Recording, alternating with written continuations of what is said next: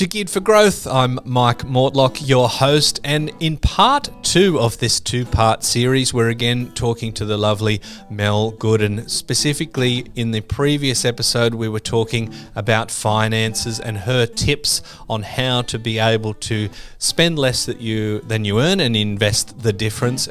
And specifically, we're talking about property and the cash flow properties and the types of properties that she likes to invest that help her to get in the direction that she wants to go and get to the point where she can really decide how much work she wants to do.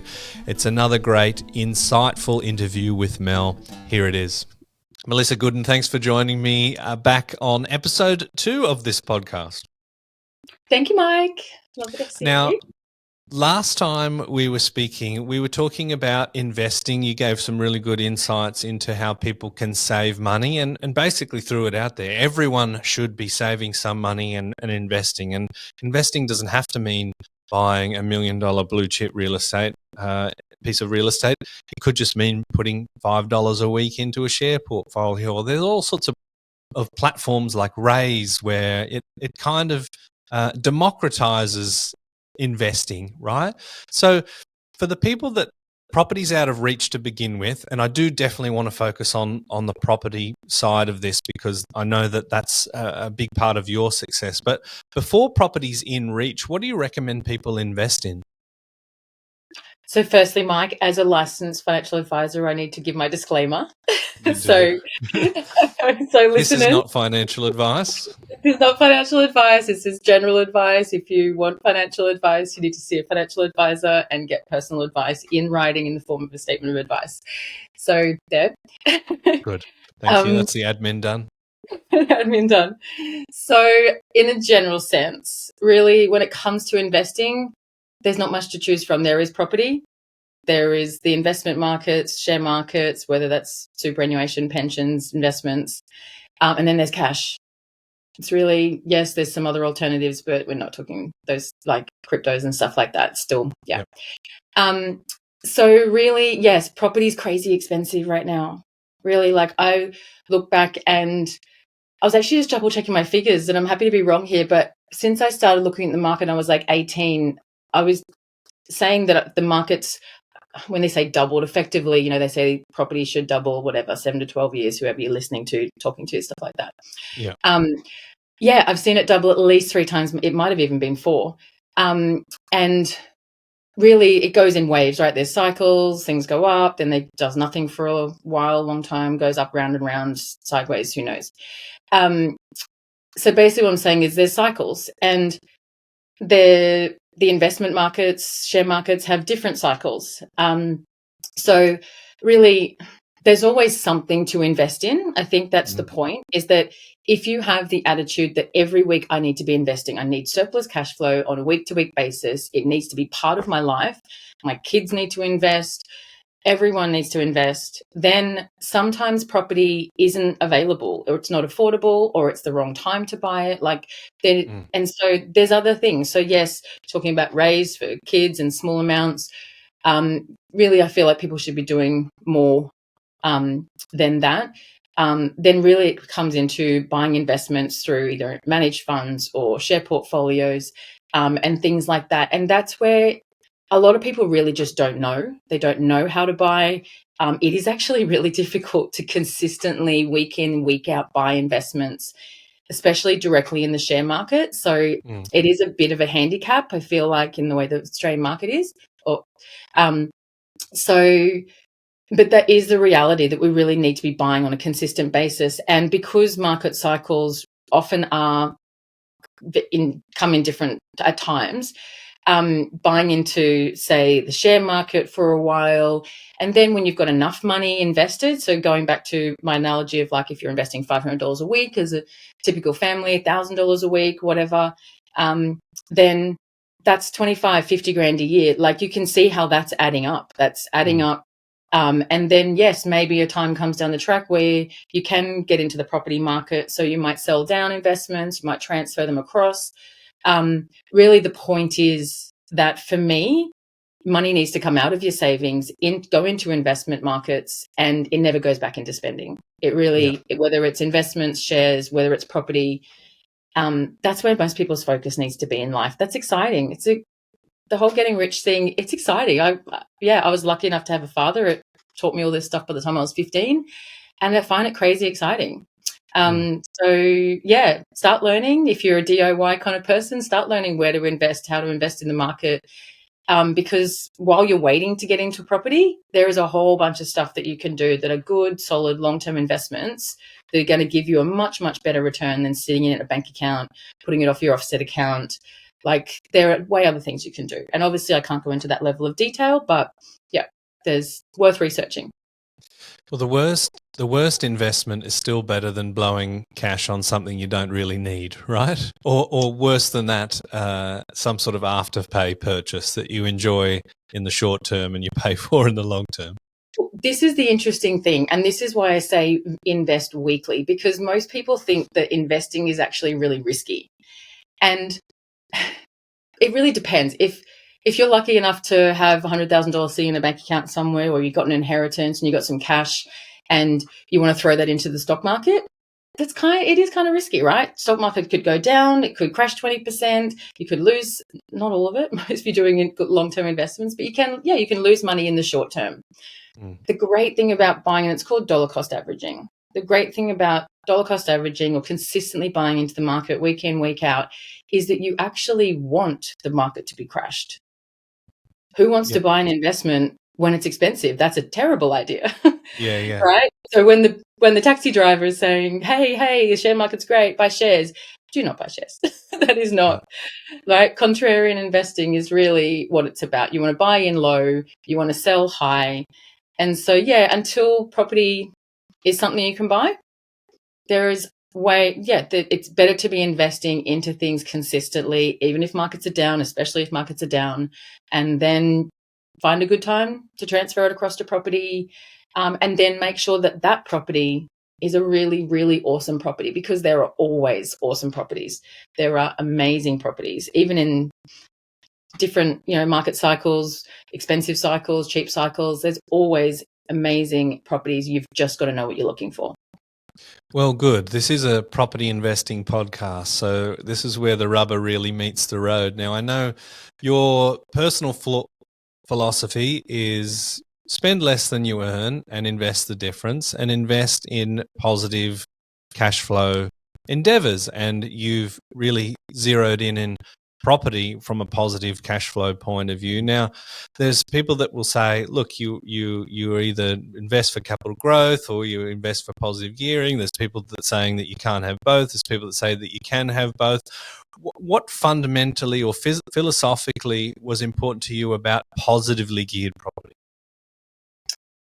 So, yes, I understand there is, it depends on which side of the fence you sit. And I actually sit on the both. You can have both. So your listeners might understand this, right? Yes, capital growth is amazing, but it can be a really, really, really long time if you're sitting around waiting for growth. And if you've been in the property market for long enough, you will know that there have been many, many, many long-term years where people are losing money year in, year out. And we're not talking small amounts of money. Like, we're talking $10,000, $20,000 a year losses on properties. And yes, you get a tax deduction for it, and that's great. But what does a tax deduction equal? Tax deduction equals you're making a loss and you have to keep working to pay for that loss, because someone's paying for that loss. And if you love working and you want to work while you go for growth, that's awesome.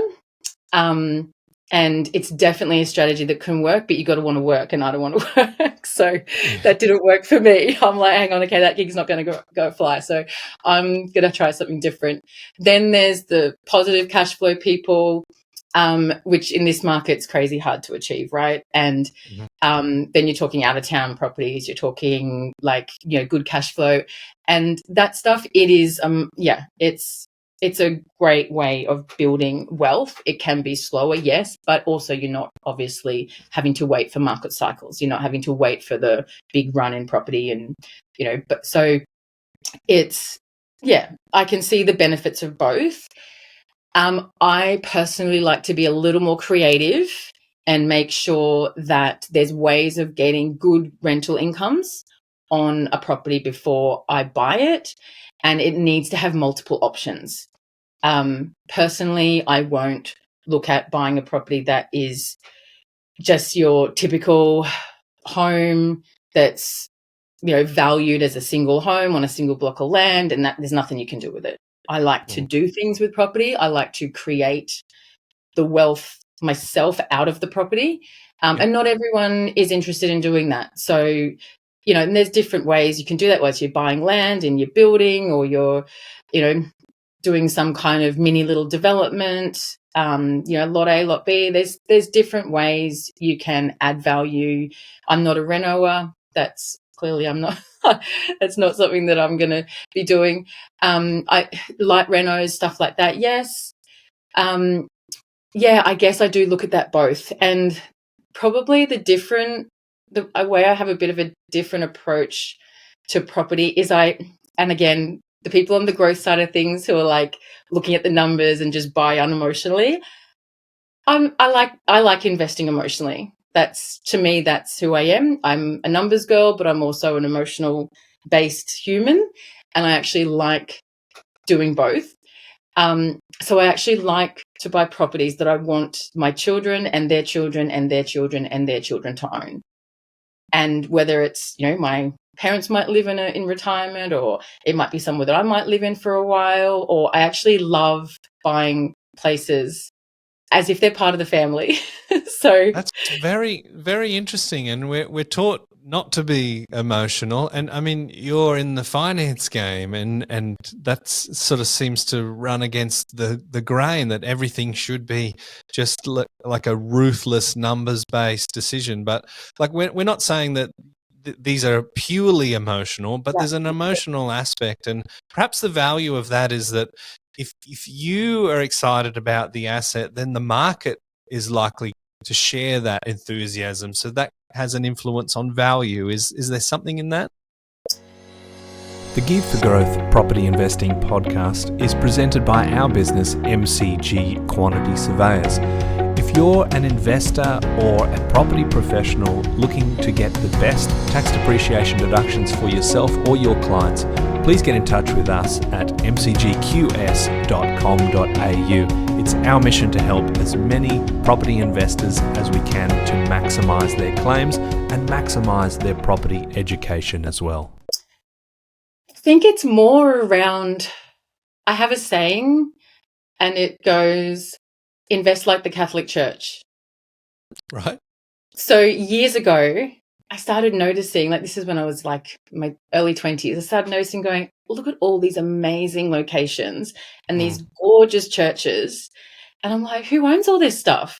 And then I'm like, oh my gosh, the Catholic Church or the Anglican Church, they've owned these properties since the cities were founded, right?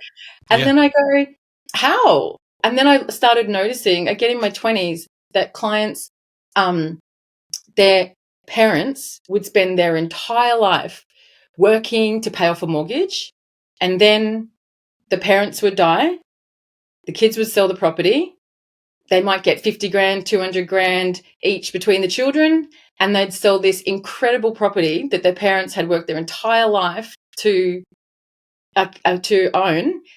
And then they'd use the money to pay off their mortgage, or to pay a little slice of their mortgage off, or to pay off their car loan, or to go on a holiday, or to give their kids some money to pay off their HECS debt. And I'm like, really? Your parents spent 40 or 50 years of their life just so you could pay your car loan off? And I started going, hang on a minute, how can you buy property and stitch it up so that it's making money, it's a good solid investment, no one has to sell it, there's plenty of cash flow, and your kids own it, and their kids own it, and their kids own it, and no one ever wants to sell it. And if you look at, and again, I'm not sure if this is against what your listeners are into or doing, but if you look at selling a property, taking the profit, then you've got capital gains, you've potentially got real estate agents' fees, and then if you're going to take that profit and put it into another property, then you've got stamp duty. These are chunky, large amounts of money. And if we add all that money together, that's often a deposit on another property. So not selling because you actually have an amazing property can actually be a really good financial decision in the long term as far as acquiring more properties. When you were looking at positively cash flowed properties in the beginning, I'm assuming a big part of it was you couldn't really afford to chip in to hold on to this property each week. Now that might have changed over time, but you sort of stuck with that philosophy. It was part of that to do with the kind of rigors of the bank in you could potentially hit a ceiling unless you're on a really big income in buying that next one and that next one. Has positively geared property enabled you to expand your portfolio in a way that you think you couldn't have done Yeah. with a negatively geared property? And that was the interesting thing. And I kind of thought it would happen. I kind of thought it happened in like on paper, but then when I actually came across it, so when you've got like healthy cash flow positive properties, that income goes onto your borrowing capacity. Mm-hmm. And when I was looking at buying my dream home, I thought, I might have to like sell a property to kind of get, the loan kind of funded and stuff. And then my broker at the time said, no. If you sell that, you're going to be borrowing less. And I was like, oh, it actually really does work that way. And so it's almost like a built-in rudder, I guess, in a way, because the great thing about property is it's really hard to move and like to sell and to kind of liquidate, right? Whereas shares, you can just sell 10 grand, get some cash out. Yeah. And I love the idea that you actually kind of acquire and never sell. So having an asset that is chunky to sell and annoying to sell and expensive to sell, the idea that your investment philosophy structurally is set up to actually encourage you to continually acquire and not sell is actually a really nice inbuilt, I guess, structural component of having a positive cash flow strategy. Yeah.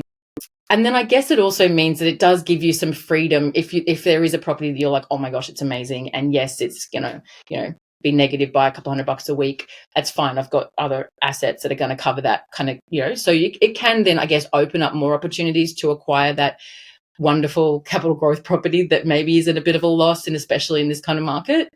So I feel like it just gives a lot more freedom.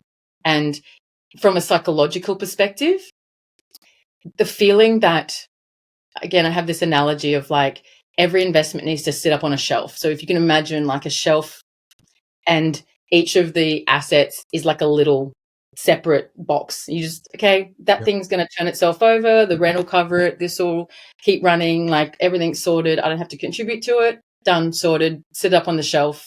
There's another one.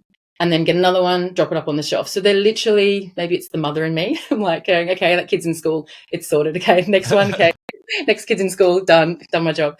That I feel like it maybe from a psychological perspective, it's very freeing to go, I don't have to worry about that. It just ticks over, it sorts itself out, and they just kind of run themselves. And I'm really big on freeing up. I feel like today's world is so complicated. I'm really big on having a very simple investment philosophy that really doesn't take a lot of mental energy to run. Like, get on, live your life, do your job, hang out with your kids, your wife, whatever. Like there's a lot to be said for having a strategy that is really just, it makes sense, set and forget, let it run. You wake up in 10 years' time and it's worth twice as much. Awesome, great. And somewhere along the line, we've dragged some equity out, we've bought something else. It's really, it's a very comfortable, and part of, for me, you mentioned something before, to me, investing really comes down also to safety. It's a very safe way of living. If you're spending less than you're earning, you're putting money into investments that are making you money, you kind of know on a deep level that you're moving ahead in a really positive direction. And it really creates a lot of safety, a lot of security. It's a nice feeling to have, to know that your future's pretty happy. Yeah, and it made me think about your holidays, which we talked about in the first episode. Instead of spending $5,000 on a holiday at the end of the year, you were doing it once a month. You were doing, a night or two, within a short drive. Because I think with kids, it kind of doesn't really matter whether you're in Aspen or Tweed Heads, right? You go and you stay to a hotel. It's like, oh, wow. Great. Say again, sorry? Waterside Park at Hastings? There you go. right? Yeah. The kids I mean, love what? it. Yeah, Collapses, the kids. that's what kids are into. And I think even yourself, if you're sat somewhere on a balcony in a house that you don't really need to clean, and you've got a glass of wine or a good book, it's surprising how little you can do it. But one of the other positives is, like you were talking about the previous episode, you're like, who does that? I go on holidays all the time, but you weren't spending a lot of money. You were just doing it on the regular, and you always had something to look forward to. And for me, if I don't have a holiday booked, even if it's 12 months in the future, it's kind of like, I want something to look forward to. I think that's a similar sensation to, I'm investing, I'm saving money, and every week I'm doing something. So I'm building towards a place. I've got, some psychological comfort in my own momentum. That Yeah, sounds very grandiose, but it's what was it? Psychological comfort in my momentum. It's exactly the point. And I guess there's this idea of like turning the Titanic, right? Like maybe people are like, they feel like they're bleeding money everywhere. They feel like they're just going nowhere. They don't know where they're going. It's really a bit of a mess when it comes to like, well, let's sound weird, like energetically. And yeah, it's around really giving clarity and structure and going, okay, this is where we're headed, and it's all positive. We're actually, everything we're doing is positive cash flow.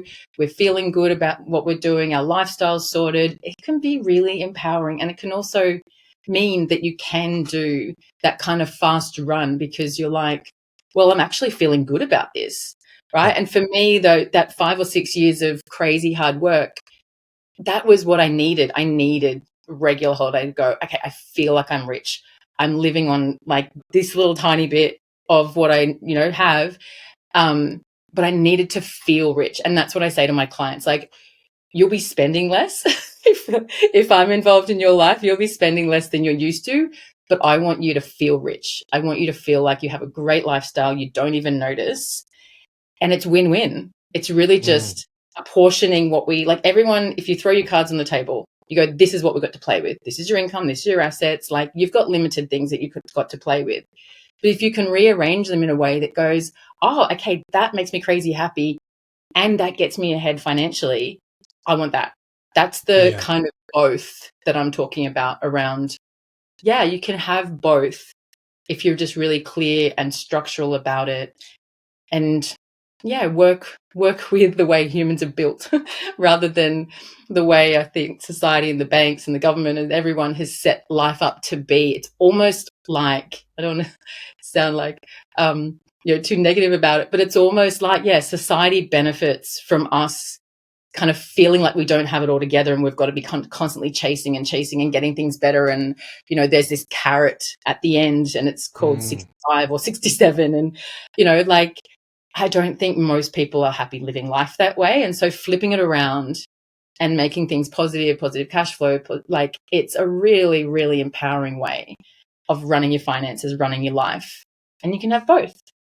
I love that.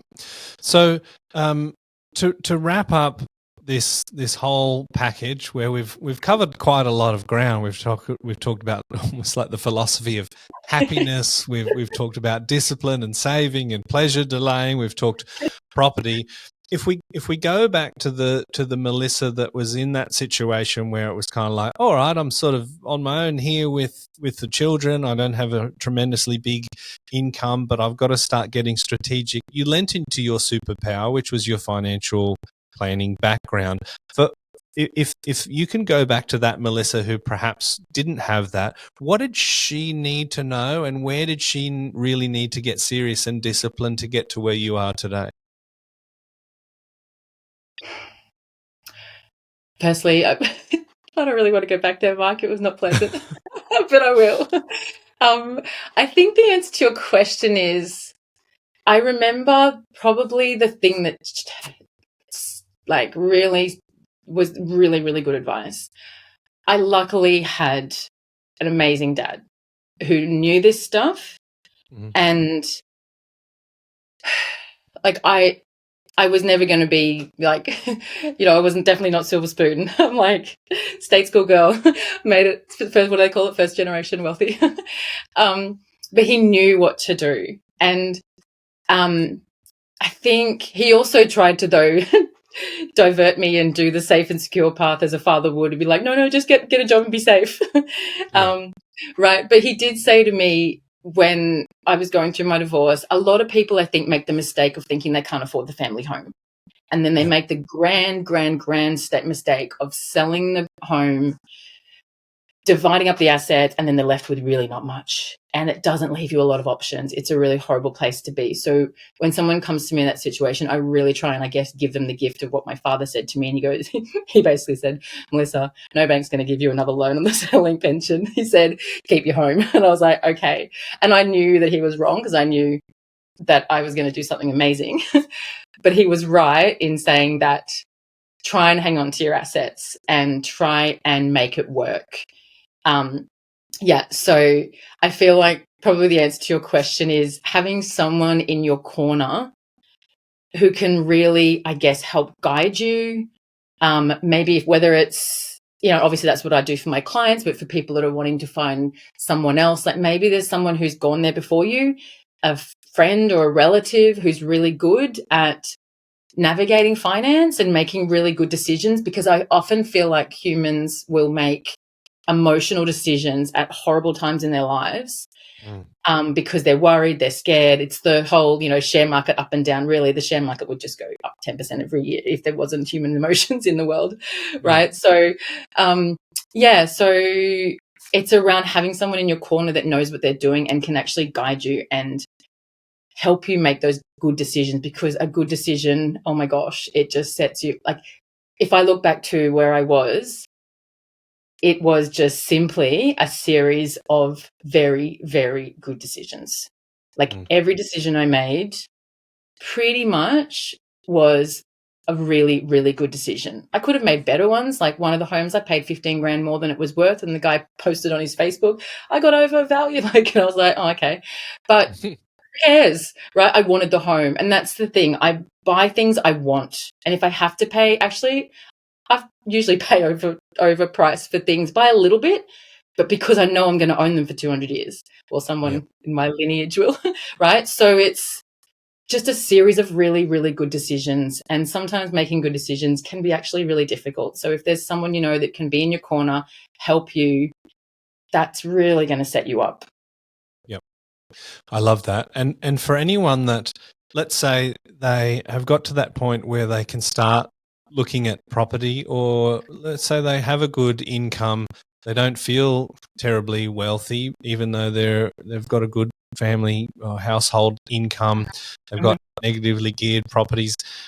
What do you think we need to know about property to really getting it working for us, so that we can go down that lifestyle route, if that's what we want to do? If we've figured out what makes us happy, how do we actually get property to do the heavy lifting for us? Okay, so if there are people out there now who have, and I just actually speaking to a potential client this morning about this, if there are people out there now who have got, say, negative geared properties, and in this kind of market, that's possibly a bunch of people, really, again, not financial advice, but just in general, if it's a great property and you want to keep it, really you need to get it out of negative gearing, if you can, if you're looking at doing having a lifestyle, giving up my job in some amount of time.